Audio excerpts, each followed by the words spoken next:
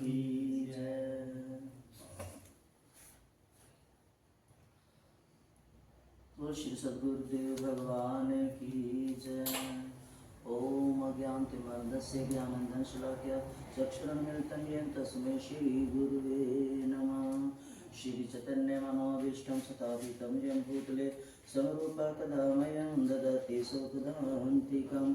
वन्देऽहं श्रीगुरु श्रीयुतपदकमलं श्रीगुरुवैष्णवं च श्रीरूपसागरजातं सैगं रघुनाथान्वितं तं सजीवं साद्वैतं सावधूतं हरिजनसहितं कृष्णं चैतन्यमनोभीष्टं। हे कृष्ण करुणा सिंधु दीनबंधु जगतपते गोपेश गोपिका कांत राधा कांत नमोस्तुते। तप्त कांचन गौरांगे राधा वृंदावनेश्वरी वृषभानुसुते देवी प्रणमामि हरिप्रिये। वाञ्छाकल्पतरुभ्यश्च कृपा सिन्धुभ्य एव च पतितानां पावनेभ्यो वैष्णवेभ्यो नमो नमः। जय श्री कृष्ण चैतन्य प्रभु नित्यानंद श्री अद्वैत गदाधर श्रीवासादि गौर भक्तिवृंद। हरे कृष्ण कृष्ण कृष्ण हरे हरे, हरे राम राम राम हरे हरे। हरे कृष्ण कृष्ण कृष्ण हरे हरे, हरे राम राम राम हरे हरे। बोल श्री गुरु महाराज की जय, श्री प्रभुपाद की जय। ओम श्री परमात्मने नमः। सप्तमो अध्याय। श्री भगवानो वाच। मय्या सक्तमनाकारत योगम युज्जन्मद आश्रय असंशयम समग्रम माम यथा ज्ञास्यसि त्रिचनम। श्री भगवान बोले कि हे पृथानंदन, मुझ में असक्त मन वाला मेरे आश्रित होकर योग का अभ्यास करता हुआ तू मेरे जिस समग्र रूप को निस्संदेह जिस प्रकार से जानेगा उस प्रकार को उसी प्रकार से सुन। कहते अर्जुन को कह रहे हैं भगवान की भगत मुझे जिस रूप में जानना चाहता है मैं वही रूप धारण कर लेता हूँ और वही रूप में बन जाता हूँ। आत्मीयता के कारण जिसका मन भगवान की ओर आकर्षित हो गया है, जो सब प्रकार से भगवान के आश्रित हो गया है और जिसने भगवान के साथ अपने नित्य संबंध को पहचान लिया है, ऐसा भक्त भगवान के समग्र रूप को जान लेता है। जो यही जानता है कि भगवान ही है, ये भगवान की सत्ता है, भगवान ही सब कुछ कर रहे हैं, भगवान का दिया हुआ मैं खा रहा हूँ, भगवान के दिए हुए मैं रह रहा हूँ, तो वो जब सब कुछ भगवान में जान लेता है तो वो उसको कहते हैं कि वो भगवान जो समग्र रूप, वो भगवान का समग्र रूप जान लेता है।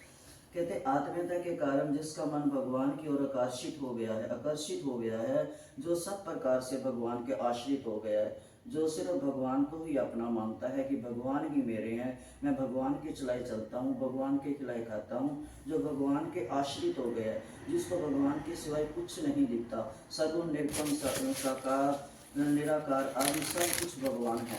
भगवान ही मिटाने वाले हैं, भगवान ही बनाने वाले हैं, भगवान ही सर्वत्र हैं और भगवान समग्र रूप ढंग का वर्णन मैं इस ढंग से करूँगा। अर्जुन तू ध्यान से सुन, जिससे तू मेरे समग्र रूप को सुगमता पूर्वक यथार्थ रूप से जान लेगा और तेरे सब संशय मिट जाएंगे।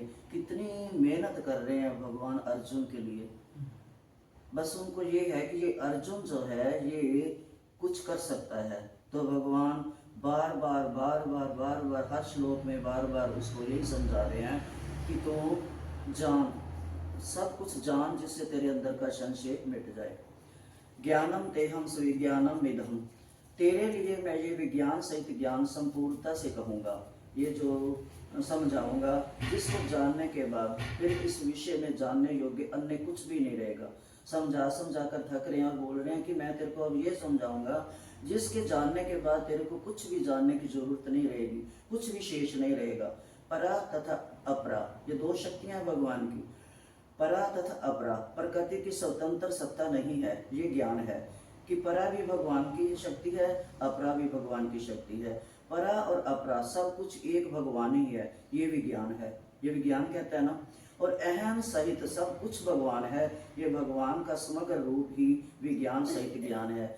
विज्ञान भी तब है जब भगवान वो चाहे कोई भी अब कोई जहाज भी बनाए या कोई खिलौना बनाए, उस चाहे भले ही वो वैज्ञानिक हो, कुछ भी करे, लेकिन फिर भी उसके अंदर से भगवान का नाम जरूर निकलता होगा कि भगवान ये मैं फैक्ट्री चला रहा हूँ, ये मैं काम कर रहा हूँ, इसमें तू मेरा साथ देना। भले वो माने ना माने कि भगवान ने किया है, लेकिन फिर भी वो विज्ञान जो है वो भी भगवान के साथ ही है। इसलिए ज्ञान और विज्ञान सहित ज्ञान को जानने के बाद और कुछ भी जानना शेष नहीं रहता, सब कुछ भगवान है। इसे जानने के बाद यदि कुछ शेष रहेगा तो वे भी भगवान ही रहेंगे। हजारों मनुष्य में कोई एक सिद्धि कल्याण के लिए, भगत तो बहुत होते हैं, अमीरा के साथ पता नहीं लाखों चले होंगे, लाखों उसकी सहेलियां, सखी, घर वाले, बाहर वाले चले होंगे, लेकिन पहुंची तो केवल एक मीरा।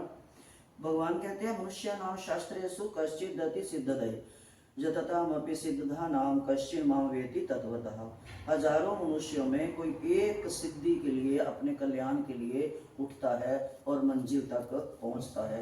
ये भगवान खुद गीता में कह रहे हैं, और यत्न करता है पहुंचने के लिए। सिद्धि मुक्त पुरुषों में कोई एक मुझे यथार्थ रूप से जान लेता है, फिर वो जो पहुंचता है वो यथार्थ रूप से जान लेता है। इसमें एक है कि एक बार पहले सारे एक आश्रम में रहते थे, फिर एक जो था वो प्रचार करने के लिए गया गुरु, और वहां पर उसने आश्रम बना लिया।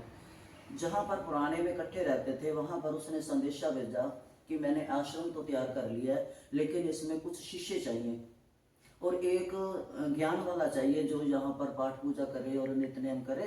तो कहते ठीक है। उन्होंने संदेशा भेजा पुराने आश्रम में अपने दूसरे गुरु को कि आप मुझे एक लायक शिष्य भेजो, लायक शिष्य भेजो। सारी क्लास लगी हुई थी शिष्यों की। अब उस गुरु ने क्या किया, 10-15 शिष्यों को भेज दिया। अब जिन शिष्यों का मन नहीं था जाने में, वो सोचे गुरु ने एक मांगा है और ये 10-15 भेज रहे हैं, हमारे को भी बीच में भेज रहे हैं। सवाल नहीं कर पाए गुरु से कि हम नहीं जाएंगे, चल पड़े। अब चल पड़े, दूर पैदल जाना था। रास्ते में कहीं शादी हो रही थी, पंडाल लगे हुए थे, गाना नाच हो रहा था। कहते क्या है, कहते यहाँ पर शादी है। बोलते इससे क्या होता है, बोलते जीवन साथी मिलती है, उससे भक्ति बढ़ती है, रोटी बनी बनाई मिलती है और कपड़े धुले धुलाए मिलते हैं, आनंद आता है। तो कहता ठीक है, फिर मैं जरूरी उस गुरु के पास जाऊं, भूखा मरूं, 4 बजे उठूं, भक्ति करूं और सारा दिन आश्रम के काम करता रहूं, मैं भी शादी करूंगा। वही रुक गया, बाकी चल पड़े। आगे गए, ऐसे करते करते करते सब माया में उलझते गए। एक जगह एक राजा अभी नया नया मरा था, वहां पर कोई नहीं था, तो किसी ने सोचा ये आश्रम से आए हुए ज्ञानी हैं, इनको राजा बना देते हैं। अब वो भी खुश हो गया, कहता ठीक है मैं तो राजा बनूंगा, जरूरी मांग मांग के ले आना, भिक्षा मांग के लाओ गुरु के लिए, गुरु को खिलाओ, आप खाओ, सबसे बातें सुनो, पाठ पूजा करो, सफाइयाँ करो, मैं तो ठीक है राजा बन जाता हूँ। आखिर तक आश्रम तक पहुंचने तक एक ही बचा। ये भगवान के श्लोक से मेरे को याद आई, एक बचा। अब जो गुरु ने फोन कर दिया, जो अपने भाषा में करते थे तब, तो उन्होंने कह दिया, संदेशा पहुंचाया कि जो मैंने एक मंगाया था वो एक पहुंच गया। अब जो वहां पर बैठे थे दूसरे देख रहे थे कि वो भी गुरु पागल, ये भी गुरु पागल।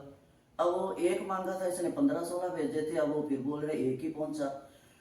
अब एक कोई जिज्ञासु था, उसने पूछा गुरु से कि गुरु जी पहले मेरे को ये बताओ, उन्होंने एक मांगा था, आपने 15-16 शिष्य 20-25 भेज दिए।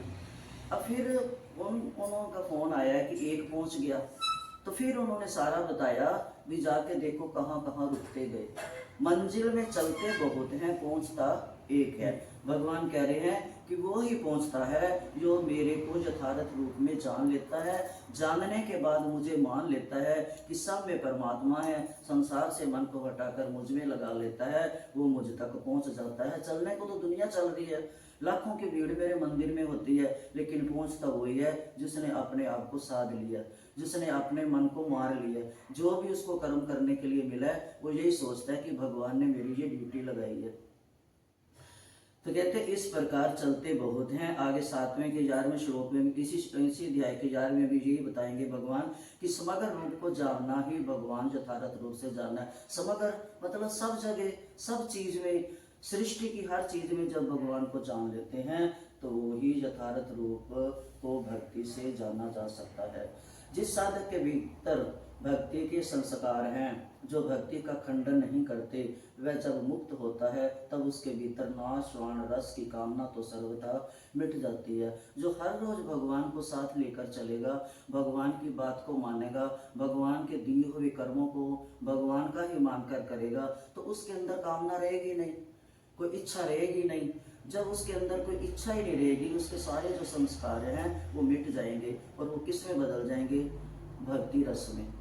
उस भक्ति रस में मिलेंगे जो अखंडन ना, जिसका कोई खंड कर ही ना सके, जो उसकी तार को कोई तोड़ ना सके। तो उसको फिर अंदर से एक ऐसा प्रेम रस मिलेगा, ऐसा प्रेम रस मिलेगा कि वो उस रस में डूबता चलेगा और आनंद के सागर में, आनंद कंद भगवान के बनाए हुए दिए हुए आनंद सागर में डुबकियां लगाता चलेगा और तैरता चलेगा। डूबेगा नहीं, तैरता चलेगा।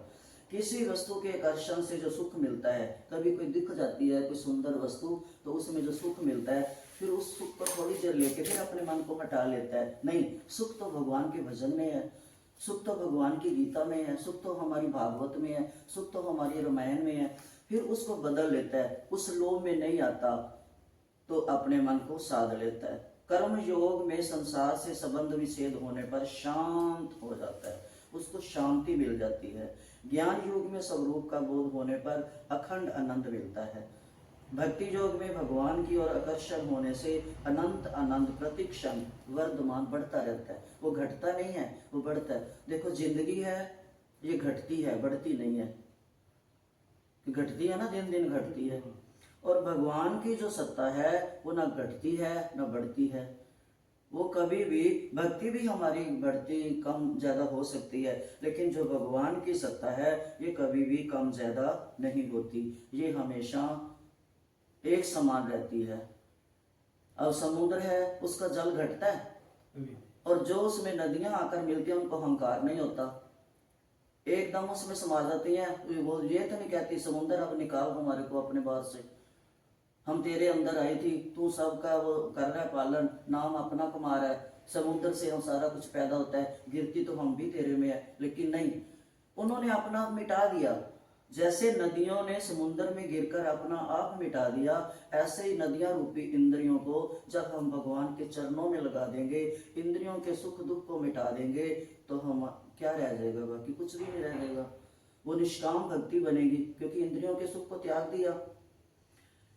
तो कहते एक वो था, उसका क्या नाम था, वो भक्ति करता था बेचारा, कई दिन उसको रोटी मांगने पर भी नहीं मिलती थी, तो उसके अंदर इतनी शांति आ चुकी थी वृंदावन में रह रहकर, वो जिस दिन नहीं मिलता था ना, बोलता भगवान आज तेरी एकादशी, महीने में 2 एकादशियां तो तूने बनाई है, ये आज मेरे लिए एकादशी है।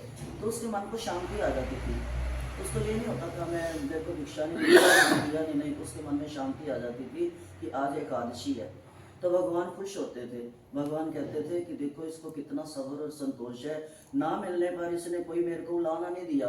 भगवान देख तेरे संसार में आज मैं भूखा सोया, मेरे को किसी ने नहीं दिया, इसने उसको बदल दिया, एकादशी में बदल दिया। तो ऐसे भक्त जो हैं भगवान फिर उनकी दृढ़ता करता है, उनकी भक्ति की पक्की डोरी बांधता है। फिर जब उनको अपने में मिला लेता है, जब प्रेम रस में डूब जाते हैं, प्रत्येक क्षण उनका प्रेम बढ़ता रहता है, कम नहीं होता। जब उनका प्रेम कम नहीं होगा तो प्रेम की जो रस्सी है उसकी धागे के साथ धागा मिलता, वो पक्की डोरी बनती जाएगी। अब एक होता सूती धागे की, और भगवान कहते हैं मैं हूँ। जैसे माला में मोती पुरती है, बीच में धागा बीच में है, मोती उसके सारे माला बनती है, लेकिन है क्या? वो धागा दिखता नहीं है, लेकिन पकड़ा किसने है? धागे ने। अगर धागा ना हो तो मोती बिखर जाए। भगवान कहते हैं ऐसी वो जो धागा है वो मैं हूँ, ये जो संसार है ये मोती है, ये उसमें पुरोए हुए माला है। अगर मैं ही धागे को खींच लूं बीच में तो संसार कहाँ रहेगा? मेरे बाद भी संसार नहीं है और मेरे पहले भी संसार नहीं था, और मैं ही हूँ, जल ही जल है। जब मैं संसार बनाता हूँ तो संसार है, मिटाता हूँ तो कुछ भी नहीं। भगवान कहते हैं जो इस बात को जान लेता है वो जन्म मरण के बंधन में नहीं पड़ते। तो भगवान अर्जुन को बार बार यही कहते हैं कि तू जाग, अपने संशय को त्याग, जाग और उठ खड़ा हो। भगवान कहते हैं मैं अपरा प्रकृति है। परा और अपरा दो जीव है ना, दो प्रकृतियां हैं। भगवान कहते हैं मैं जो है अपरा है, कि मैं हूँ, ये मैंने किया, ये मेरा है, ये मेरा जो है वो है अपरा प्रकृति। परा प्रकृति है जिसमें अहंकार नहीं है, जिसमें मैंने नहीं किया, ये जो किया भगवान ने करवा दिया, मैंने कर लिया। तो वो अहंकार से रहित, जो अहंकार से संबंध विच्छेद होने पर मैं का अभाव तो हो जाता है, और चिन्ह में सत्ता मात्र है, मैं परिणित हो जाता हूँ, यही मोक्ष है। जब परा और अपरा से परा हो जाते हैं, नहीं करवाने वाला ना करवाने वाला वो है, इससे परे जो हो जाता है वही मोक्ष का द्वार है। अहम को धारण करने से जीव ने संपूर्ण अपरा प्रकृति को धारण कर लिया है कि मैं हूँ। इस अभिमान को रखना ही अपरा प्रकृति को धारण करना है कि मैं जो है ये अपरा प्रकृति है। अहम अभिमान शून्य हो जाए, जब हमारा अहम चला जाए, मैंने कुछ नहीं किया, जो कर रहा भगवान कर रहा है, अभिमान ना रहकर अपरा प्रकृति का शुद्ध अहम रह जाए तो बंधन कारक नहीं होता। वो आदमी कभी बंध नहीं सकता, वो जीव मुक्त हो जाता है, और मुक्त होने के बाद भगवान कहते हैं मैं उसको मोक्ष दे देता हूँ। एतदो नीनि भूतानि सर्वाणि त्यो आधारय अहम कृत सन्नस्य जगता प्रभव प्रलय सता, कि संपूर्ण प्राणियों के उत्पन्न होने में अपरा और परा, ये दो ही शक्तियां भगवान बता रहे हैं। पहले बता रहे थे कर्म और विकर्म, अब परा और अपरा शक्तियों के बारे में कह रहे हैं कि इन दोनों प्रकृतियों का संयोग ही कारण है। ऐसा तुम समझो, मैं संपूर्ण जगत का प्रभव तथा प्रलय हूँ, मैं ही पैदा करता हूँ, मैं ही प्रलय कर संहार कर लेता हूँ। अनंत ब्रह्मांड में स्थावर जंगम जलचर थलचर नभचर जरायु अंडज स्वेदज उद्भज जितने भी ये मनुष्य देवता पक्षी पेड़ पौधे हैं, ये सब जो हैं पितर पशु कीट पक्षी पतंग आदि जितने भी प्राणी देखने सुनने पढ़ने में आते हैं, वे सब अपरा और परा इन दोनों के माने हुए संयोग से ही उत्पन्न होते हैं। जो परा को मानते हैं वो भगवान के अच्छे घरों में पैदा हो जाते हैं, जो अपरा को मैं करते हैं वो उसी परिवार में, उसी जाति में, उसी योनि में आते रहते हैं। तो भगवान कहते हैं दोनों हैं, पर दोनों के माने हुए संयोग से उत्पन्न होते हैं। अपरा और परा का संयोग ही संपूर्ण संसार का बीज है, यही बीज है परा और अपरा। इसी से फिर हम पैदा होते, जैसे हमने कर्म किए फिर दोबारा उसको भुगतने के लिए, उसका करने के लिए, क्या कहते हैं उसको, जब हमने किसी का काम किया तो उसको उधेने के लिए, जैसे कोई हम भगवान क्यों बुला देता है, जब हम पैदा होते हैं भगवान बुला देता है। वैसे तो हमारे कर्म का उद्धार करने के लिए, उसका जवाब देने के लिए भगवान भेजता है, लेकिन बुला देता है। अगर मान लो किसी की दो की लड़ाई हुई है, उसने उसको तलवार से या गोली से मारा है, अगर उसका जन्म हुआ है, दोनों का होगा, फिर चाहे किसी जन्म में होगा, अगर उसको याद रहेगा कि इसने मेरे को तलवार से मारा था, वो जब होश आने से उसके साथ वैर बांधना शुरू कर देगा। तो भगवान कहते हैं मैं भुला देता हूँ, कुछ याद नहीं रहने देता। कहते हैं बच्चा उसको थप्पड़ मार के रुलाते हैं तो उसको सब कुछ भुला देते हैं।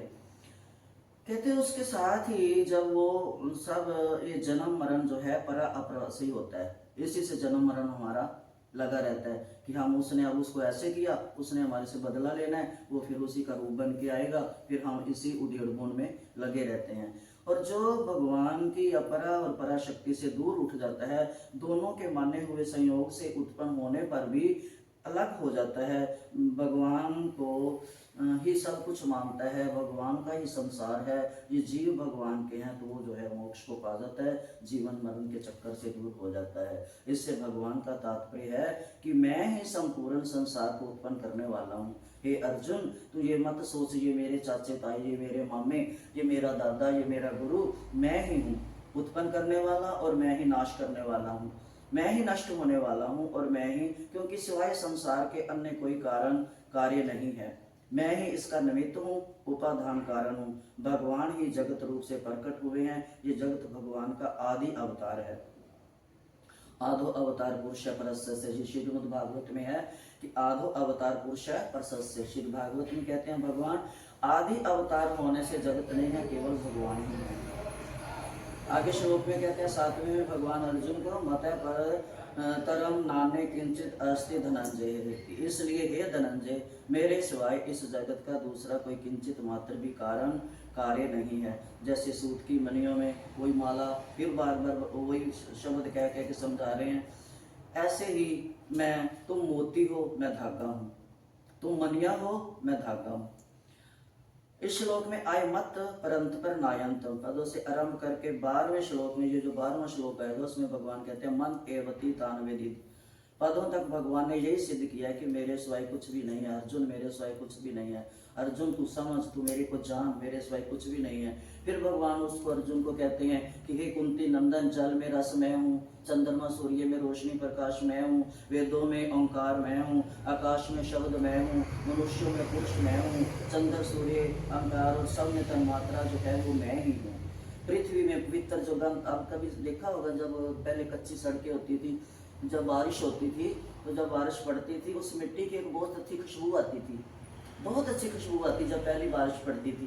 तो कहते हैं वो जो पृथ्वी में पवित्र गंध होती है वो भी मैं हूँ।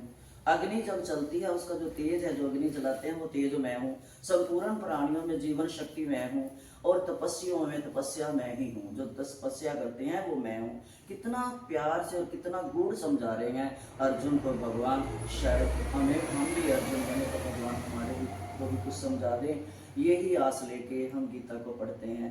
हे प्रीता नंदन, फिर अगले श्लोक में 10वें में कह रहे हैं कि हे प्रीता नंदन, संपूर्ण प्राणियों का अन आदि बीज मुझे जान कि मैं ही बीज हूँ। बीज से सब पौधे उगते हैं, मैं ही बीज हूँ। मैं जब बीज रूपी उगता हूँ तो सारा संसार एक उगा देता हूँ, उसमें पेड़ पक्षी पौधे जानवर मनुष्य सब उगा देता हूँ। तो तू बुद्धिमान बन, तू जान कि मैं ही सब कुछ करता हूँ। इसलिए तू सब कुछ छोड़ अपने मन को, हे भरतवंशियों में श्रेष्ठ अर्जुन, बलवानों में काम मैं हूँ, रागों में राग मैं हूँ, राग सहित बल मैं हूँ, धर्म मैं हूँ, अधर्म मैं हूँ, सब कुछ मैं हूँ। तू बस उठ खड़ा हो। और तो क्या कहूँ हे अर्जुन, मैं सात्विक भाव भी हूँ, राजस भी मैं ही हूँ, तामस भी मैं ही हूँ। मुझसे होते हुए उनको समझ, ऐसा समझ कि जो कुछ है भगवान है और कुछ नहीं है। तू मुझको देख, ये सब मत देख, खड़ा हो, अपने मन का संशय निकाल। कितना समझा रहे हैं भगवान अर्जुन को। ये शरीर इंद्रियां मन बुद्धि जो भी है ये सब मेरे में है, मेरे से हैं, तू ये जान ले। तो खड़ा हो जा, युद्ध कर। भगवान कहते हैं कि तू इन तीनों गुण रूप भावों से मोहित ये संपूर्ण जगत प्राणी मात्र इन गुणों से अतीत और अविनाशी मुझे नहीं जानता। अर्जुन को कह रहे हैं कि हे कुंती नंदन, है ये तीनों चीजें तम रज, ये सब जो हैं जानते नहीं है, जानते हुए भी मोहित हो रहे हैं हम लोग। इसलिए मुझ अविनाशी को जान नहीं पाते, क्योंकि उसी में उलझे हुए हैं। अगर उनसे बाहर आए तो मैं दिखूं उनको। यद्यपि परमात्मा का अंश होने से जीव आत्मा भी गुणातीत है, तथापि गुणों को सत्ता और महत्ता देने से वह भी गुण में जगत बन जाता है। जगत बना हुआ जीव आत्मा शरीर संसार को मैं मेरा मेरे लिए मान लेता है। जब मैं मेरा खत्म होगा, ये मैं मेरे से दुर्योधन ने कहाँ तक लड़ाई में लेके आ गया। तो ये मैं मेरा कहते तू निकाल, अब तू खड़ा हो। वो तो तेरे को युद्ध में लेके आ गया मैं मेरा करके, अब तू सोच कि मैं युद्ध करूंगा, अधर्म पर विजय करूंगा, धर्म का विजेता बनूंगा। जो मनुष्य भगवान की गुणमयी माया तीनों गुणों की स्वतंत्र सत्ता और महत्ता मानते हैं, उनके लिए माया से पार पाना बहुत ही कठिन है। ये गुणमयी माया है तो भगवान की मम माया पर जीव इसे अपनी और अपने लिए मानकर बंध लेता है। हम सोचते हैं कि भगवान ने बस मेरे को ही भेजा है, मैं ही जो कुछ मेरा ही, हर कोई कहना माने, मेरे कहने पर चले, मैं मेरे सारे आज्ञाकारी बने। बस उस माया में भगवान कहते हैं बंध जाता है। इस माया से पार पाने का सुगम उपाय है। भगवान कहते हैं इससे पार पाने का उपाय भी मैं बताता हूँ, शरणागति।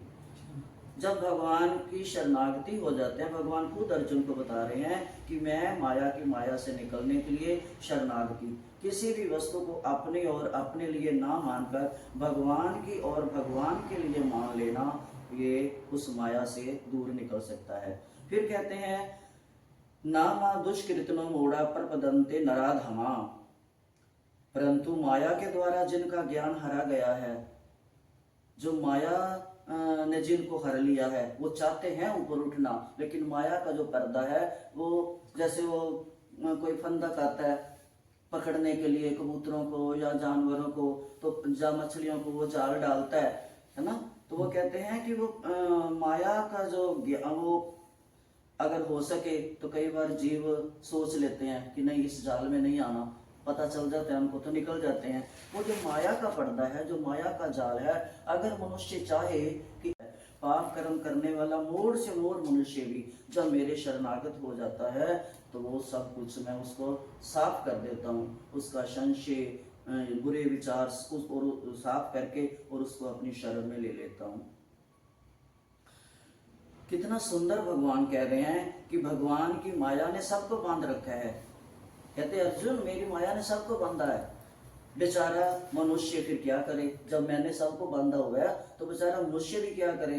फिर उत्तर पक्ष में अपने आप प्रश्न करते हैं, अपने आप उत्तर देते हैं भगवान अर्जुन को, भगवान की माया किसी को भी नहीं बांधती। कहते पर मेरी माया बांध नहीं सकती, क्योंकि जो निकलना चाहे, अब बच्चा है उसको हमने पकड़ा हुआ है, अगर वो हमारी गोदी में नहीं बैठना चाहिए तो निकलेगा, उछाला मार के निकलेगा, हमारी बाजुओं को परे करेगा, वो निकलेगा।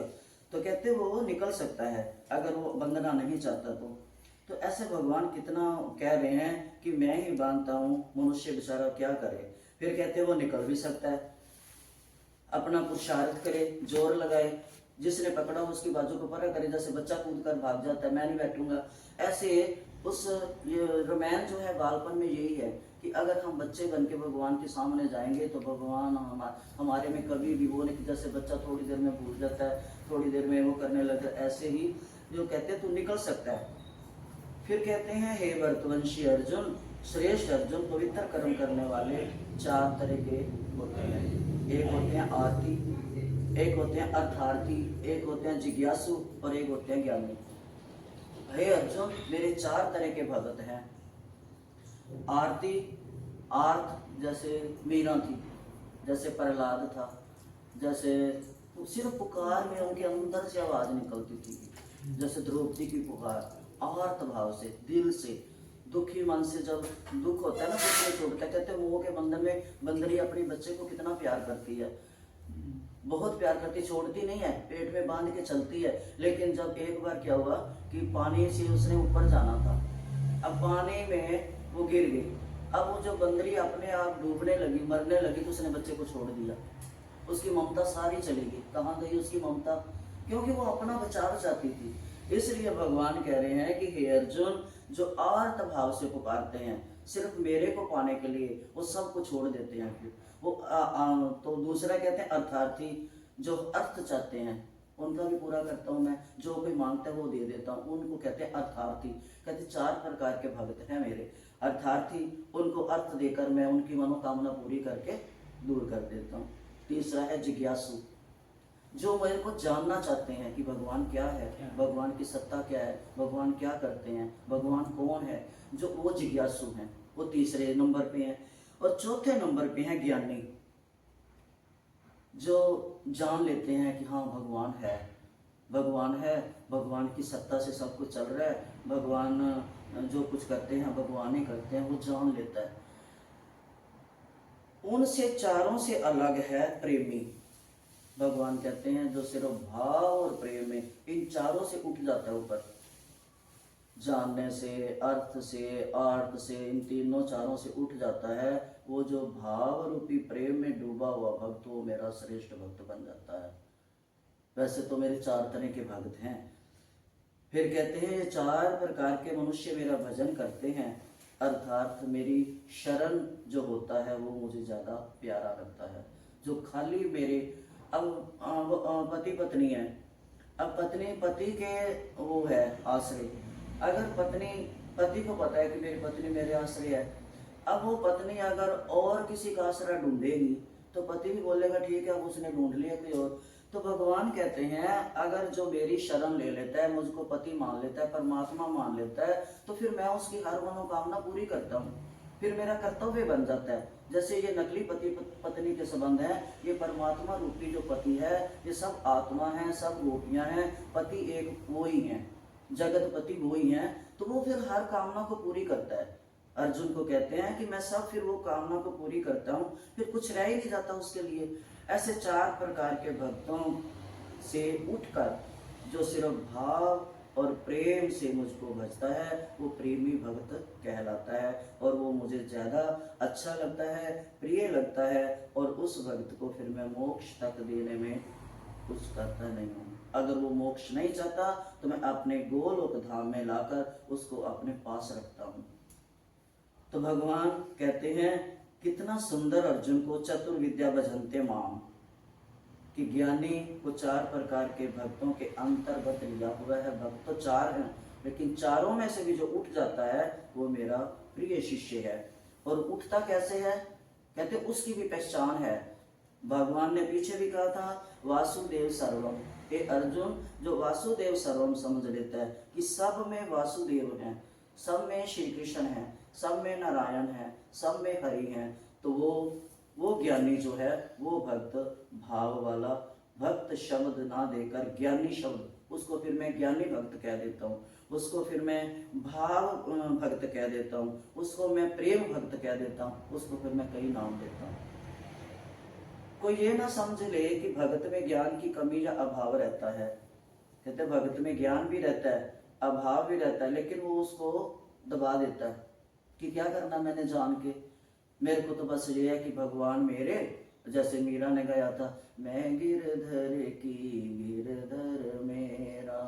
बस सबको, एक मुसलमान थी, वो हज करने जा रही थी, तो रास्ते में मंगल आरती हो रही थी वृंदावन में भगवान की। मंगल आरती की घंटियां बज रही थी, मंगल आरती हो रही थी, भक्तों की धुन लगी हुई थी, सुंदर सुंदर खुशबू आ रही थी।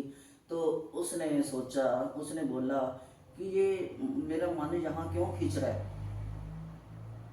अब मुसलमान ने थे, तो उसने जो साथ थे उसको बोला कि पता नहीं मेरा दिल नहीं कर रहा कि यहाँ से आगे निकलूं, पता नहीं क्यों खिंचाव आ रहा है मेरे को इस धरती पे, क्या है, अब देख के आओ।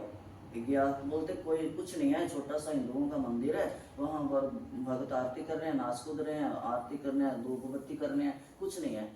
बोलती मेरे को नहीं पता, चाहे छोटा है चाहे बड़ा है, मेरा मन उधर खिंच रहा है कि मैं वहां जाऊं, देखूं ये धुन कहाँ से उठ रही है, ये जो सुंदर खुशबू आ रही है, फूलों की महक आ रही है, ये धुन की जो मेरे कानों को छू रही है, ये क्या है, मैं देखूं तो सही।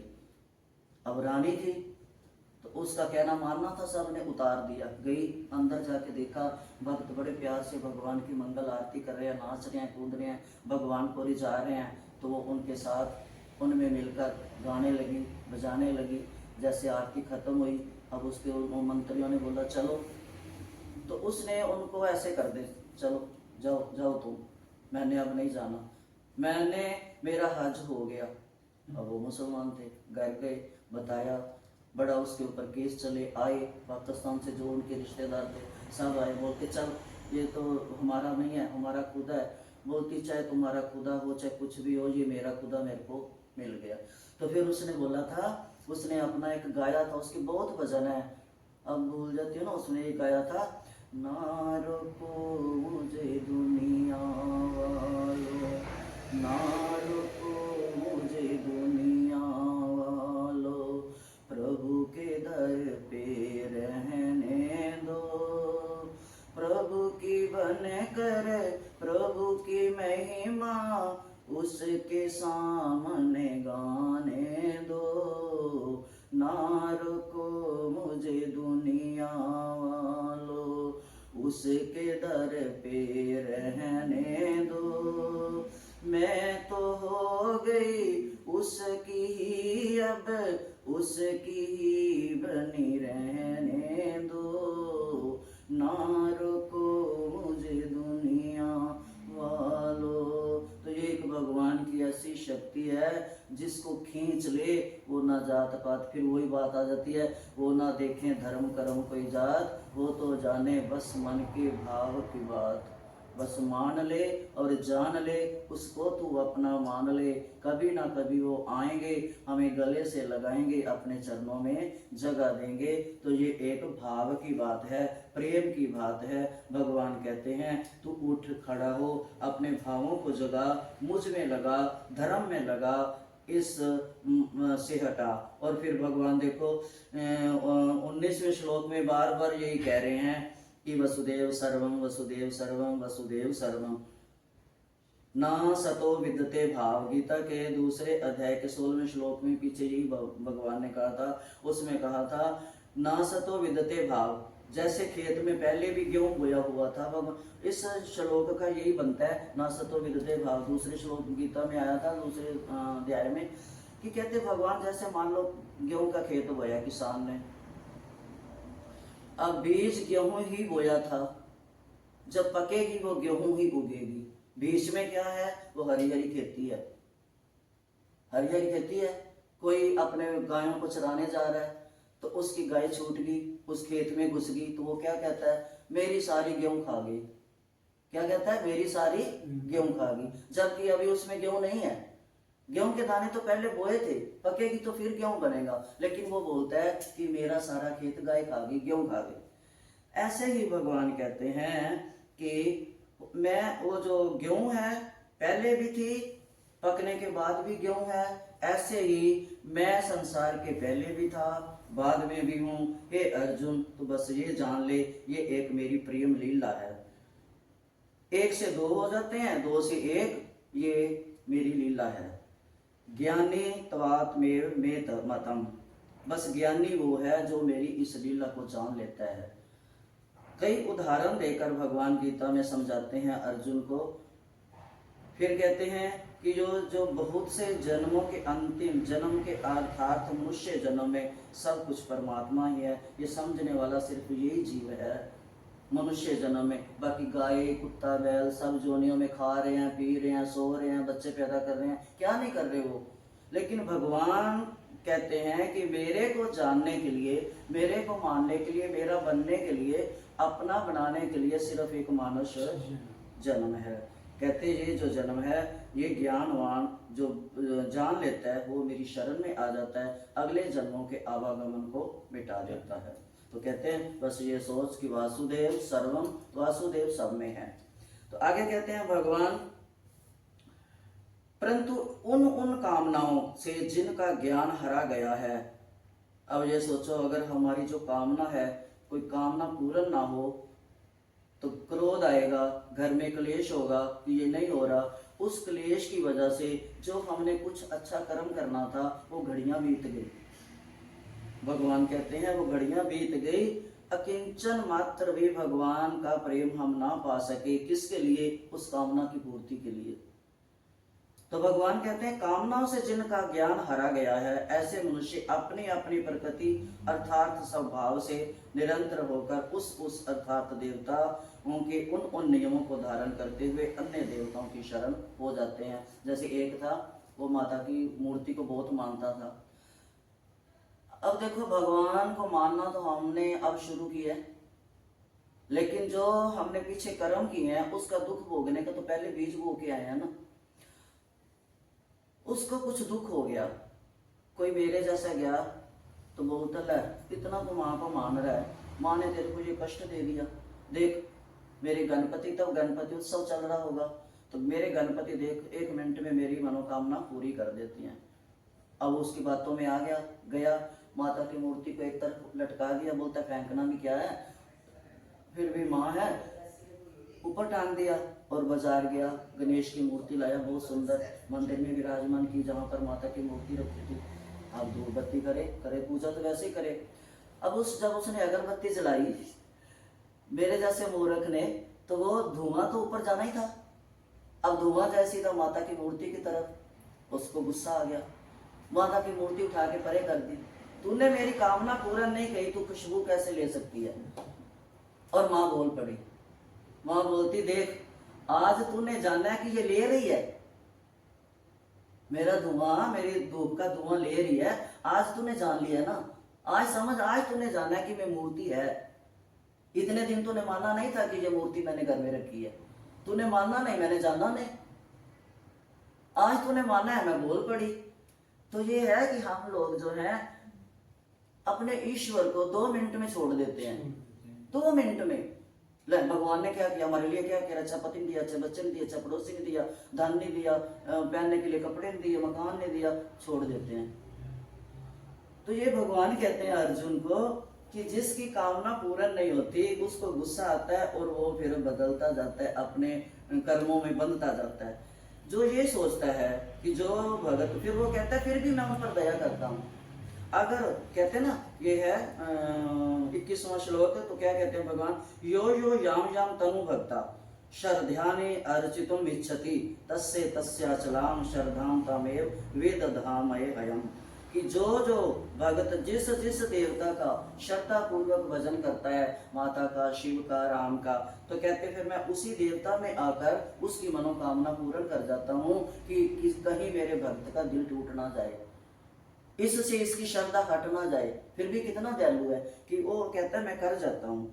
इसलिए वो कहते हैं संसार में प्राय देखा जाता है कि मनुष्य दूसरे मनुष्य को अपनी तरफ लगाना चाहता है। वो ये नहीं सोचता नहीं नहीं इसमें विश्वास कर तूने इतनी देर की है ना, तेरे कर्मों के कारण कोई दुख मिला होगा।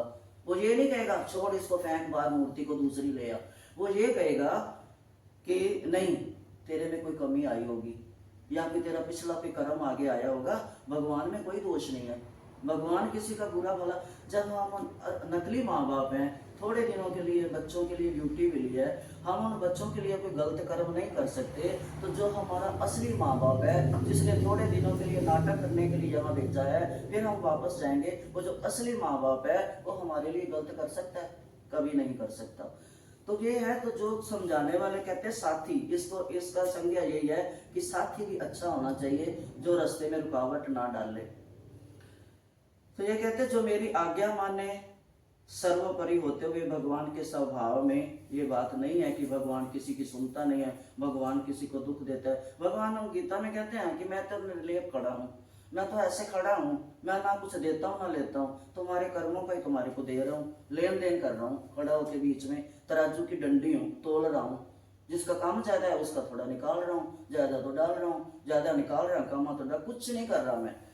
तो कहते भगवान ही मनुष्य की श्रद्धा को उसकी इच्छा के अनुसार अन्य देवताओं में दृढ़ कर देते हैं। फिर भगवान कहते हैं जब उनकी कामना पूर्ति, अधिकार और समर्थ्य भगवान का ही दिया हुआ मान लेते हैं, धीरे धीरे फिर उनका अपने आप ही जब मन मेरे में आता है, अंतवतु फलम तेषाम। 23 में कहते हैं कि परंतु उन तिच्छा बुद्धि वाले मनुष्यों को उन देवताओं की आराधना का फल अंत वाला मिलता तो है, लेकिन वो नाश होने वाला है। मकान है, हमने मकान की इच्छा की, मकान मिला, 50 साल बाद 60 साल वो गिरेगा, वो टूटेगा। हमने साड़ी मांगी, कपड़े मांगे, वो फटेंगे, पुराने होएंगे। बर्तन मांगे, वो भी कभी ना कभी घिसेंगे। बच्चे मांगे, वो भी बेटे बुएं ले जाएंगी, बेटियां जवाई ले जाएंगे। तो जो मिला है हमारे को भगवान से वो अंततः जाने वाला है, वो नष्ट होने वाला है। परंतु भगवान कहते हैं कि जो भक्त मुझे मांग लेते हैं, मैं कभी नष्ट होने वाला नहीं हूँ। मैं पहले भी उसके साथ था, जन्म से पहले भी, जन्म में भी उसके साथ रहकर उसकी कामनाओं की पूर्ति करूंगा, और बाद में जब वो मरेगा उसको अपने धाम लेके जाऊंगा, मैं उसको छोड़ता नहीं हूँ। कितना सुंदर भगवान अर्जुन को समझा रहे हैं कि जो अर्थार्थी भगत नाशवान धन की प्राप्ति करते हैं, उसी में लगे रहते हैं, देवता की पूजा में, फिर वो पाते रहते हैं, फिर नहीं मिलता तो फिर रोते रहते हैं, फिर उसी में लगे रहते हैं, भगवान को भी दुखी करते हैं और अपने मन को भी दुखी करते हैं। तो कहते हैं ये जो इच्छा तो पूरी होती है उनकी, लेकिन वो कामना जो है भगवान के साथ नहीं जोड़ती, भगवान से अलग कर। क्यों? कि भगवान ने वो खिलौना रूपी मनोकामना पूरी की दूर कर दिया, जा भी दूर हो जा मेरे से।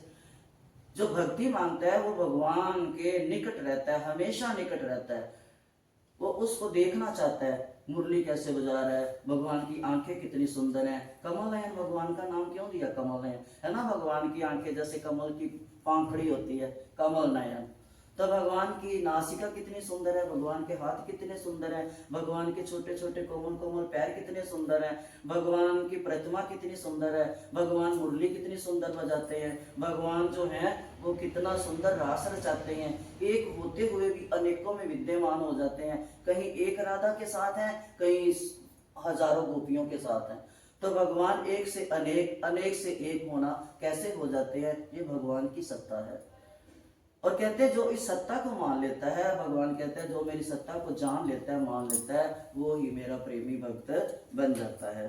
तो कहते हैं अर्जुन, जो प्राणी भूत काल में हो चुके की चिंता नहीं करता, भविष्य में क्या होगा उसकी चिंता नहीं करता, जो वर्तमान में है उसी के मेरा दिया हुआ प्रसाद समझकर उसी में जी लेता है, वो भक्त मुझे मेरे सिवा कभी भी दूर नहीं होता, और जो ये नहीं जानता वो प्राणी मेरे को जान ही नहीं पाता, वो कभी भी नहीं जान पाता। वृद्ध अवस्था और मृत्यु से मुक्ति पाने के लिए जो मनुष्य मेरा आश्रय लेकर प्रयत्न करते हैं, वे उस ब्रह्म को, संपूर्ण अध्यात्म को और संपूर्ण कर्म को जान जाते हैं। जो मनुष्य आदिभूत, आदि दैवत सहित, आदि जग के सहित मुझे जानते हैं, वे मुझ में लगे हुए चित्त वाले मनुष्य अंत काल में भी मुझे ही जानते हैं, अर्थात प्राप्त होते हैं।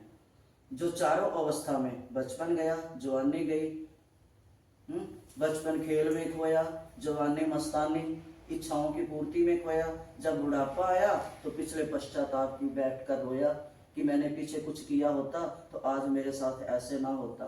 जैसे गाय भैंस पहले खड़ी होकर पूरा घास खा लेती है, फिर बैठकर वो जो घास है वो बचपन और जवानी है, जब बैठकर वो जुगाली करती है, अपने अंदर से फिर निकालती है, तब मोटा मोटा खा लेती है जल्दी जल्दी। बैठकर जब वो जुगाली करती है वो हमारा बुढ़ापा लगा लो। ऐसे ही हम वो तब खाते पीते रहते हैं, फिर बैठ के जब बुढ़ापे में शरीर भी साथ छोड़ने लग जाता है, हाजमा भी खराब हो जाता है, फिर हमारे को पीछे किए हुए हम वो जुगाली करते रहते हैं, वो पीछे किए हुए कर्मों को याद करते हैं, फिर वो जैसे भैंस जुगाली करती है वही निकाल के चबाती है, उसका रस लेती है, ऐसे फिर हम उसमें डूब जाते हैं। तो वृद्ध अवस्था में जो बचपन से ही भगवान को अगर याद रखा होता तो अब भगवान हमारे साथ होते, हमारा साथ देते, और अपने आप को नहीं लगता कुछ भी, लेकिन भगवान जो है वो बिना दिखाए, बिना सामने आए भी सब कुछ करके चले जाते हैं। माधोदास था, भगवान को इतना प्यार करता था, वो बीमार हो गया तो माधोदास का भगवान ने मल मूत्र उठाया, उसकी सेवा की, बीमार को जाकर उसका सेवा करते थे माधोदास की। तो एक दिन माधोदास रोया, कहता भगवान आप इतना गंद धो रहे हो, मेरे को मार क्यों नहीं देते? तो माधोदास को भगवान ने कहा कि मेरे को अपने भगत का ही सेवा करने में मजा आता है। बताओ इससे दयालु और भगवान कौन हो सकता है? जो भगत का गंद धोने के लिए तैयार हो जाता है, उस भगत का, जिस भगत ने सारा कुछ उसके ऊपर निछावर कर दिया। अब नरसिंह भगत था, नरसिंह भगत की कह देते ना भात भराई, नरसिंह भगत की हुंडी तारी। हुंडी क्या है? पहले जमाने में जैसे अब क्या है, चेक बोल देते हैं ना उसको, अब चेक बोलते हैं, यहाँ से चेक भर दिया, वहां जाके निकाल दिया।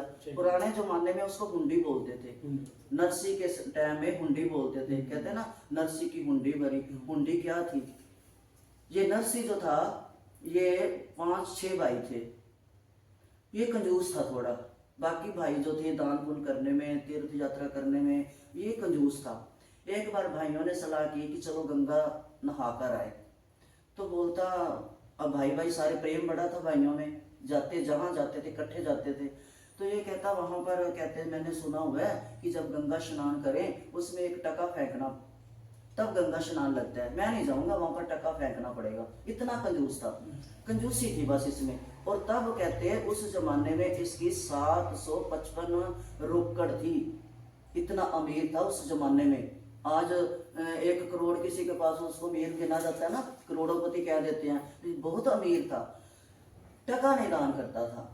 अब भाइयों के साथ जाना पड़ा, मना भी नहीं कर सकता था भाइयों को। गया तो वहां पर कहता मैं तो वहां नहा लूंगा। कहते जैसे हम कहते हैं ना हर की पौड़ी पे नहाएंगे, वहां पर स्नान लगता है, क्योंकि उसी जगह पर बैठकर भगीरथ ने तपस्या की थी, तो वो जल जो है वो शुद्ध है, उसमें स्नान करेंगे। ऐसे ही वो कोई उनका जो जगह होगी, वो कहता मैं यहाँ नहीं नहाता, यहाँ पर पैसा फेंकना पड़ेगा, यहाँ पर भगवान खड़े देख रहे होंगे भी किसने फेंका किसने नहीं फेंका, मैं वहां पर नहा लूंगा जहां पर कोई देख ना रहा होगा, जहां पर कोई पांडे नहीं होगा, कोई दुनिया नहीं होगी, जहाँ खाली जगह होगी मैं वहां नहा लूंगा। अब भगवान को पता नहीं, जिसको तारने की आदत है भगवान उसके पीछे लग जाते हैं। मेरे को खुद है कि मेरे को कुछ नहीं पढ़ना, मैं अनपढ़ हूँ, लेकिन भगवान का सुनते थे ना, लंगड़े को पहाड़ चढ़ा दिया, गूंगे को बुलवा दिया, मैं तो वो हूँ। गूंगे के मुख से भगवान ने गीता निकलवा दी। तो भगवान जिसको तारने पे आ जाते हैं, जब गुरु जी आए थे उन्होंने गीता को श्लोक निशान लगवाए, ऐसे गीता जैसे बच्चा, माँ बच्चे को नहीं होमवर्क कराती, जितना उन्होंने मेरे को ये गीता पढ़ने के लिए प्रेरित किया, और साथ भी दिया, उत्साह भी दिया। बोलते ये मत सोच, मैं सोचती थी गलत ना पढ़ा जाए, बोलते नहीं तू पढ़, तू बोल, गलत जो है वो अपने आप सुधार लेंगे। अब बच्चे की, जब बच्चे को बोलना नहीं आता, अब बच्चा रोटी को लोती बोलता है तो माँ उसको थप्पड़ थोड़ी मारती है, बोल रोटी। वो समझ जाती है कि लोती मांग रहा है, रोटी मांग रहा है। तो ऐसे ही तू पढ़ उल्टा सीधा, भगवान अपने आप सीधा कर लेंगे। उन्होंने मेरे जैसे अर्जुन की संशय निकाल रहे, ऐसे मेरे मन से ये संशय निकाला, मेरे हाथ में गीता दी, पढ़ना सिखाया, उन गुरुदेव को बार बार प्रणाम। तो ऐसे ही कहते हैं कि वो जब भगवान आते हैं, कौन सी बात बता रही थी इसकी? हाँ, नरसी की। तो नरसी के तारने के ऊपर आगे भगवान, उसने पीछा नहीं छोड़ा। अब देखा, भगवान कहते इतना इसके पास है, सब कुछ है, किनारे पे आ भी गया, सिर्फ अंदर एक टके के लिए नहीं आ रहा। बाकी सब कहते हैं ना, जो भगवान देखते हैं इसमें कितनी कमियां हैं, अगर ये सुधरने लायक है तो भगवान उसकी कमियों को दूर करते जाते हैं, सुधारते जाते हैं।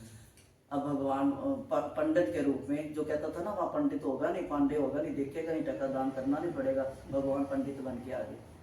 बोलते टका दे, फेंक इसमें, बोलते टका नहीं दूंगा, बोलते फिर नहाना भी नहीं। अब उसने इतनी जिद पकड़ ली कि मैं टका नहीं दूंगा।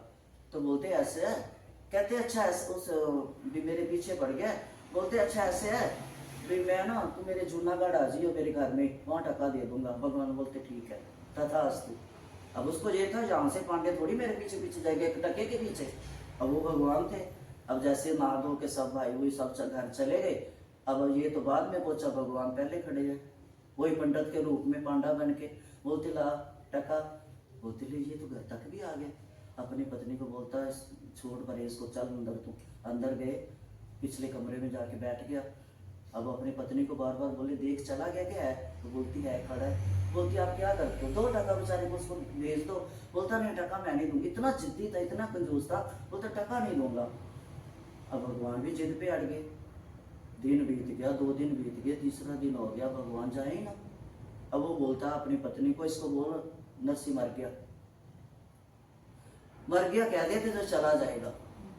अब भगवान थे वो, भगवान कहते उसको ठीक है मर गया ना, तो मैं इतनी दूर से आया हूँ तो इसको कंधा भी देता जाऊँ। कहते हैं अर्थी को कंधा देने से पुण्य मिलता है, हजारों यज्ञों का फल मिलता है, तो मैं ये भी एक पुण्य कमा के चला जाऊं। तो भगवान को भगवान कहते, अब वो जाके कहती है औरत अंदर, भगवान कहते हैं चलो ठीक है मर गया तो मैं उसको कंधा दे के जाऊंगा, पुण्य कमा के जाऊंगा। कहते बड़ा ढीठ है ये। बोलते ठीक है, फिर क्या दे लोगों को मेरी अर्थी सजा दो। जिंदा अर्थी पे लेट गया कि टका नहीं दूंगा, लेट गया अर्थी पे। अब लोगों ने उठा लिया, सारे बोले मान जा क्या है, रिश्तेदार भी बोलने लगे, भाई भी बोलने लगे कि मान जा, दे दे 1 टका, भेज दे इसको। बोलते नहीं टका नहीं दूंगा। अब चल पड़ी अर्थी। अब ऊपर से उठ के देखे, उठा के, वो तो पीछे, वो भगवान सबसे पीछे वाला आदमी ज्यादा दिखता है। अब बोलता, फिर जब बीच में रखते हैं अर्थी तो बोलते वो तो आ रहा है पीछे पीछे, बोलते कोई बात नहीं। तो कहते जब चीखा चिन्हने लगे, बोलते अब भी दे दे। कहता नहीं तुम चिन्हो, डरो मत, जला दो मेरे को, टका नहीं दूंगा। अब चीखा चुनी गई। भगवान कहते ठहरो, ये पुण्य आत्मा है, इसकी थोड़ा चीखा मैं भी सुन लूं। जैसे भगवान शंकर शमशानवासी कहते हैं ना, शमशान में रहते हैं। कहते भगवान शंकर जो राम नाम जपता, कृष्ण नाम जपता जाता मरता है, तो वो भगवान कहते उसकी किसी रूप में आकर हाथ से लकड़ी पकड़ लेते हैं, आप चीखा चुनते हैं और वो जगह साफ करते हैं कि मेरे इष्ट का प्रेमी आ रहा है। भगवान शंकर उस जगह को खुद साफ करते हैं, खुद चीखा चिनते हैं, लकड़ियां खुद रखते हैं। तो ऐसे भगवान कहते कि मैं भी इस धार्मिक आदमी की चीखा छीन लूं, लकड़ियां रखने लगे। और फिर उसको कह भी रहे हैं अभी भी मान जा, बोलते नहीं, बातें भी कर रहे हैं उनसे। बोलते लगा दो आग, भगवान बोलते लगा दे, बोलते लगा दो, लगा दी आग। अब भगवान खड़े हैं। अब जो अपने जिनको हम अपना अपना कहते हैं वो तो चले गए थोड़ी देर के लिए। सब कहते हैं औरत दरवाजे तक, पुत्र शमशान तक, है ना, बाकी सब चले गए। रिश्तेदार देखा तो उनका तोड़ा और चले गए, भगवान वहीं खड़े हैं। भगवान ने लीला की, जब जल गया पूरा, भगवान ने उसको उठा के बिठा दिया। अब राख ही राख है, बैठ गया। तो बोलते हैं झाड़ी राख लो। अब भगवान फिर सामने आ गए। बोलते खड़ा हो जा, उठ चल। बोलता चलूंगा तो तब, पहले ये बता कि इतने दिनों से तू मेरे पीछे पड़ा हुआ है, मेरे को मरने भी नहीं दिया, मैं मरना चाह रहा था, तू कौन है, पहले ये बता तू है कौन। फिर मैं तेरे साथ चलूंगा। भगवान ने वहीं शमशान में विराट रूप अपना दिखा दिया नरसी को, जो एक पैसे का दान नहीं करता था, कंजूसी के कारण भी। कहते हैं ना, जब भगवान बदलने पे आए, उसका हृदय देख लेते हैं, ये साफ है, सिर्फ एक छोटी सी कमी है, उसको मैं साफ कर दूं। भगवान ने उसको विराट रूप दिखाया। अब नरसी तो पैरों में गिर गया, पैरों में गिर गया। वो ही नरसी जो टका दान नहीं करता था, वहां पर कहता, तू मालिक है ना, एक स्टाम्प पेपर लेके आ, सारा कुछ जो है तेरे नाम। उस टाइम कहते हैं कि 56 करोड़ की उसकी मालकिनी थी, 56 करोड़, और 700 पता नहीं कितने उसके ये खाते थे। कहते उसने सारा भगवान के अर्पण कर दिया। कहता बच्चे भी तेरे अर्पण, अब सब कुछ मेरा घर भर सब तेरे अर्पण। मैं तो यहीं से वहां से राख उठाई, बस ये ली, ये मेरी प्रभुति है, और मेरे को थोड़ा कहीं से जो ली और माला ली, बस वो तो राम राम करता चला गया। अब भगवान फंस गए, उसके घर की पूरी जिम्मेदारी लेनी, उसके बच्चों की शादियां कर, सिर्फ एक लड़की की शादी की हुई थी नरसी ने, अब बाकी की भगवान ने की। जिस लड़की की शादी नरसी ने की थी, उस लड़की की आगे शादी थी, तो भात भरते हैं ना। कहते जूनागढ़ में आप भात नहीं भरते, ऐसी भात भरी भगवान ने कि वहां पर अभी भी नान की चक जो है वो नहीं लेके जाता, कोई बात नहीं भरता। तो भगवान, वो लड़की रोए कि पहले तो मेरे प्यो ने मेरे आ जाता था देने दोने, अब मेरे प्यो ने तो सिर्फ वो माला पकड़ लिया और वो तिलक की एक कोटली से ले लिया है, एक खड़ताल ले लिया है, वो तो अब साधु संतों की टोलियां हैं, तो अब कौन भरेगा मेरी लड़की की बात, कौन भरेगा। अब उसने, उसकी सास और करे, ये भी मंगा, ये भी मंगा, ये भी मंगा। अब वो लड़की ने अपने बाप को बोला, अब तू माला कंठी लेके बैठ गया, अब मेरे घर में कौन आएगा, कौन करेगा। तो वो कहते तू जा, वो आएगा ना, भर देगा तेरी बात, मेरे को ना तंग कर, मैंने उसको सारा सौंप दिया गया। अब बोलते कौन। अब भगवान देखो उसकी बेटी का भाई बनके और वो कमली भाभी बनके उनकी बात भरने गए, और वो बोले मेरी सास ने, उसने बोला अभी ठीक है, भगवान ने उसको बोला था नरसी को कि अब तेरी बेटी तेरे पास आए, तू भजन बंदगी करियो, उसको बोलियो एक ही समय एक ही पर्ची में लिख दे क्या क्या चाहिए, बार बार नहीं, एक पर्ची में लिख दे। और उसने अपनी सास को बोला, उसकी सास बोली ठीक है। उसने जहां पर 1 किलो मैदी लिखनी थी, बोरी लिख दी, और अपने नहाने के लिए सोने का पटरा लिख दिया। उसने वो लिखा कि इसका बाप गरीब है, उसकी बदनामी करने के लिए। अब ये नहीं पता था कि उसका बाप जो है अब वो अमीरों से अमीर हो गया, जिसका अमीर सेठ से नाता बन जाए, त्रिलोकी नाथ से जिसका नाता बन जाए, वो कभी गरीब रह सकता है। अब बड़ा हुआ, सारे लोग देखे, अब नरसी गया, नरसी को बुलाया, उसने शादी में आ गया, तो सास कहती इसके आने से तो मेरे घर की वो बदनामी होगी, ये तो भिख मंगा पता नहीं। उसने क्या किया, कहता मेरे ना अपनी लड़की की दोती की शादी में जाना है, मेरे को गाड़ी दे दो। जानबूझकर उसके इतने विरोधी हो गए थे, मखौल करते थे उसको, उसकी हंसी उड़ाते थे, उन्होंने टूटी हुई गाड़ी दे दी, भी मना भी नहीं करते, टूटी गाड़ी दे दी, फिर रास्ते में इसकी खराब हो जाए, पर हम जो है इसका एक बार कहना मान ले कि गाड़ी दी। अब रास्ते में गाड़ी खराब होगी, इसने क्या किया, अपने जो साधु संत साथी थे उनको साथ लिया, पीपा भरा, चंदन का साथ रख लिया, खड़ताला रखी और माला रखी, बैठ गया और राम राम जपता चला गया। अब उसकी सास ने कहा इसको ना बाहर ही कहीं एक कमरा अलग दे दो, वही बैठे। अब उसकी सास को था कि मेरे रिश्तेदारों आने से पहले ये मर जाए, खत्म हो जाए, मेरी बदनामी ना हो, कि मेरे रिश्तेदार ये ना बोले भी ये कैसा है। सुबह उसने नहाने के लिए गरम गरम पानी भेज दिया कि नरसी नहाएगा, गरम गरम पानी से जलेगा और खत्म हो जाएगा। अब भगवान थे उसके साथ, भगवान ने वो पानी ठंडा कर दिया। नरसी को पता ही नहीं क्या लीला हो रही है, नरसी अपना क्रियाक्रम कर रहा है, नहा रहा है और अपना पाठ पूजा पे बैठ गया। फिर उसने गरम गरम खिचड़ी भेजी, वो भी गरम गरम ही खाएगा, उसका मुंह जलेगा, लेकिन वो भी भगवान ने ठंडी कर दी। भगवान ने ऊपर से घी की धार ऐसे डाली, खिचड़ी ठंडी होगी। भगवान जो कुछ उसका साथ देते गए, साथ देते गए। बाद में जब भगवान ने बोला भी एक ही पर्ची लिख दे, बार बार वो नहीं, भगवान ने पूरा ऐसा भात भरा था, एक घर वहां पर नहीं था। कहते एक रात दिन पूरा सोने की मोहरें बरसी थी, जैसे बारिश होती है ना, उस टाइम रत्नों की और मनियों की और मोहरों की बारिश हुई थी। सब ने अपने अपने घर भर लिए, एक नहीं था। उसको पता चला कि तू तो है नहीं था, यहाँ पर तो इतनी नरसी ने तो इतनी अपनी बेटी की बात भरी है, कोई खाली नहीं रहा। फिर वो आई उसके पास, कहती अपने बाप को बोल मेरा भी घर भरे। फिर उसने भगवान से प्रार्थना की, भगवान उस अकेली के लिए फिर घर तो भरा उसका, लेकिन उसने कहा आज के बाद यहाँ पर ये प्रथा मिटेगी कि लड़की के भात के लिए कोई तंग नहीं करेगा। कहते अब वहाँ पर रिवाज नहीं है। अभी हमारे इधर है, लोकल लोग जब हाथ भरने आते हैं कहने जाते हैं, लेकिन उधर खत्म हो गया ऐसी बात भरी। तो भगवान जो है नरसिंह कितने विरोधी थे। एक बार संत आए तो उन्होंने पूछा कोई ऐसा पवित्र घर हो जिसमें हम भोजन पा सकें, हम आश्रय लें। तो किसी ने जानबूझकर बोला हाँ हाँ नरसिंह भगत है ना, उसके घर जाओ, उसके पास रहने के लिए सब कुछ है, वो आपको स्वागत करेगा। भेज दिया।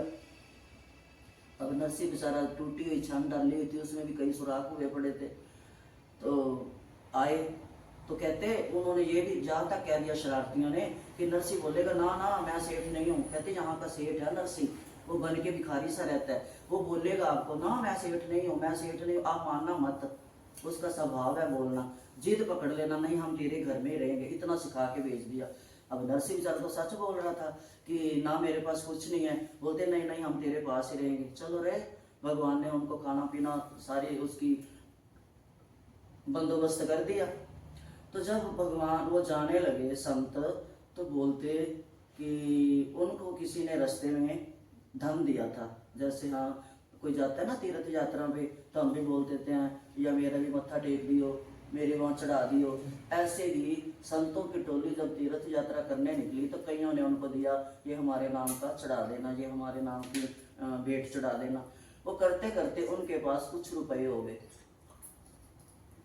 वो साधुओं ने बोला ये जो गुठली है हमारे को संभालनी पड़ रही है, तो उससे हम करताल नहीं बजा सकते, ताली नहीं बजा सकते, पर प्रभु के लिए शरणागत होने के लिए हम हाथ ऊपर नहीं कर सकते। इस कि तू सेठ है, तेरा कहते सारे संसार में कोई भी बैंक ऐसा नहीं है जहाँ पर तेरा खाता नहीं है, ये जो रुपए हैं यहाँ पर जमा कर ले और वहाँ पर हम जाके ले लेंगे, हमारे को उठाना ना पड़े। हमने ये भंडारा लगाना है, कुछ इसमें हमारा हिस्सा है, कुछ किसी का हिस्सा है, तो इसका भंडारा करना है, तो हम वहां पर से रोकड़े ले लेंगे। कहते ठीक है। तो कहते वो कहता मेरा कोई खाता नहीं है। कहते तू झूठ बोल रहा है। कहता नहीं मेरा कोई खाता नहीं है। तो अब वो कहते ठीक है। अब गए वहां पर, तो अब वो सोचें पूछें कि नरसिंह सेठ का कहाँ है। पहुंच गए वहां भी, हमने भंडारा करना है। अब सारे बोले यहाँ तो कोई नरसिंह सेठ है नहीं, हम जानते नहीं। अब ढूंढते ढूंढते ढूंढते ढूंढते वो भगवान को देखने लगे। रखते रखते उधर ही रख दे चल। तो देखते देखते देखते वो ढूंढते ढूंढते थक गए। अब भगवान ने सोचा मेरे नरसिंह की बेइज्जती होगी। भगवान मुनीम बन गए, चश्मा पहन लिया, ढिलकना पगड़ी पहन ली, पोथी हाथ में ले ली और आवाजें लगाने लगे। और साधु संत नरसिंह को गाली देने लगे, इसने ऐसे करना था हमारे साथ, हमारी बेइज्जती हो गई, अब हमारी बदनामी करा दी, हम कैसे भंडारे करेंगे। इतने में भगवान आ गए। कहते कोई है ये रोकड़ा जो थैली थी वो ये किस लेने वाला। उन्होंने बोला कि ठीक है ये जो है ये। अब उन्होंने क्या किया, संत ने ये दिया। अब हुआ भंडारा हुआ। अब वो बोलते तू कौन है। बोलते सेठ को ना, नरसिंह सेठ का आपको पता ही है कि बहुत काम है, उसको टाइम नहीं था, तो मैं नरसिंह सेठ का मुनीम हूँ। मैं ये नरसिंह ने मेरे को भेजा है कि जा दे के आ भंडारा कर ले। वो देखो कितने कैसे बात कही कि भगवान को आ गया, विश्वास आ गया। संतों को भंडारा किया। कहते आज तक वो भंडारा खत्म नहीं हुआ वहां पर जहां पर ये संतों ने भंडारा किया, क्योंकि इसमें भगवान की माया थी। तो कहते कि देखो ये नरसिंह की हुंडी तारी, कैसे तारी, कितनी बेचारे ने बातें सुनी, कितना किया। तो ये जो है भगत जिसको भगवान पकड़ लेते हैं, जिसको तारने पे आते हैं, उसको छोड़ते नहीं हैं। इसलिए अर्जुन के पीछे पड़े हुए हैं कि किसी तरह ये लायक है युद्ध करने के, धर्म कमाने के, निष्ठा कमाने के और भगवान के भक्तों में नाम लिखाने के, एक धर्म विजेता बनने के लायक है, पर इसका संशय नहीं जा रहा। तो भगवान उसके संशय दूर करने के लिए बार बार कई श्लोकों के, कई उपदेशों से भगवान उसको समझा रहे हैं। तो भगवान क्या कहते हैं कि लास्ट में क्या कहते हैं भगवान अर्जुन को कि हे अर्जुन, जैसे वृद्ध अवस्था और मृत्यु से मुक्ति पाने के लिए जो मनुष्य मेरा आश्रय लेकर प्रयत्न करते हैं, वे उस ब्रह्मा को, संपूर्ण अध्यात्म को, संपूर्ण कर्म को जान जाते हैं। जो मनुष्य अधिभूत तथा आदि देव के सहित और आदि यज्ञ के सहित मुझे जानते हैं, वे मुझ में लगे हुए चित्त वाले मनुष्य अंत काल में भी मुझे ही जानते हैं अर्थात प्राप्त कर लेते हैं। ऐसे तू बन जिनमें भक्ति के संस्कार हैं, परंतु जो जरा मरण रूप संसारिक दुखों से छूटना चाहते हैं उनको मैं छुड़ा भी लेता हूँ। जो ज्ञान योग का साधन करते हैं, भगवान का आश्रय लेकर उनको साधक भी बना देता हूँ। जो इससे मुक्त होना चाहते हैं, जरा मरण से मुक्त होना चाहते हैं, उनको मुक्त भी कर देता हूँ, उनका आवागमन भी बढ़ा देता हूँ। जो जिसकी जैसी भावना होती है वैसे मैं बन जाता हूँ, वैसे उसकी भावना को पूरे न कर लेता हूँ। अर्जुन तू उठ। फिर भगवान बस यही कहते हैं कि अर्जुन तू उठ, युद्ध कर और अपना नाम कमा, अपरा और पराशक्ति से दूर हो, कर्म अविकर्म अकर्म से सबसे दूर हो, सिर्फ ब्रह्म को जान और मेरे समग्र रूप जो भगवान के हैं उसको जान और मान और खड़ा हो जा, अपने अंदर के संशय को मिटा, युद्ध कर, धर्म पर विजय ला। ये है गीता का संदेश। भगवान जो है अर्जुन को समझा रहे हैं, ये अर्जुन को नहीं, ये भगवान गीता के माध्यम से हमारे को समझा रहे हैं कि तुम भी अर्जुन बनो, अर्जुन की तरह मन में संशय ना लाओ। ये जो सेना है, सेना क्या है, मेरे तो यही सामने आता है कि जो सेना है 11 अक्षौनी 7 अक्षौनी 7 अक्षौनी सेना जो पांडवों की है, वो 7 अक्षौनी सेना जो हमारे अच्छे विकार है, जो 11 अक्षौनी कौरवों की है वो बुरे विकार हैं। तो इन बुरे और अच्छे विचारों की उथल पुथल से निकलने के लिए जैसे अर्जुन लड़खड़ा रहा है, वैसे हमारा मन भी लड़खड़ाता है जब, तो हमें इनसे छूटने के लिए जैसे अर्जुन निरीक्षण कर रहा है, वैसे ही हमें भी अपनी बुद्धि और बल का निरीक्षण करना चाहिए कि हे भगवान, ये जो 11 अक्षौनी और 7 अक्षौनी सेना है, इसमें निकलने के लिए कितना बल और कितनी बुद्धि चाहिए, ये आप दोगे तो हम इनमें से निकल पाएंगे। ये हमारे विकारों की जो सेना है, इसमें से आप ही निकालोगे, हमारा हाथ पकड़कर, हमारा साथ देकर। तो ये है गीता का संदेश। गीता अमर ग्रंथ है। गीता एक क्रांतिकारी शास्त्र है, क्रांतिकारी शास्त्र है जो क्रांति लाने वाला है। गीता एक संशय मिटाने वाला शास्त्र है। गीता एक भगवान का गाया हुआ गीत है, प्रेम गीत है, भगवान का गाया हुआ एक काव्य शास्त्र है। इसकी कविता एक एक श्लोक से कई कई कविता बन सकती है।